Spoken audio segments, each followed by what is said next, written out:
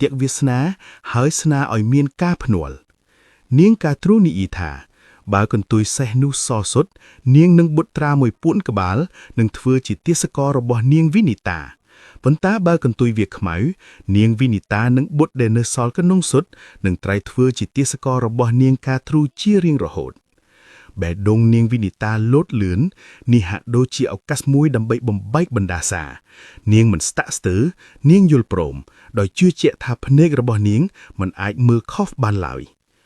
យប់នោះក្រោមជម្រៅសមុទ្រដ៏ងងឹតនៅក្នុងវិមានអាថ៌កំបាំងរបស់នាងកាទ្រូនាងបានហៅបុត្រនាគ 1000 ក្បាលមកប្រជុំដោយសម្ងាត់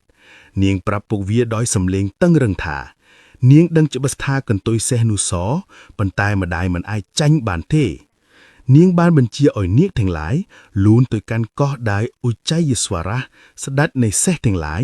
បានសម្រាកហើយប្រើរាងកាយនឹងពឹសរបស់ពួកវា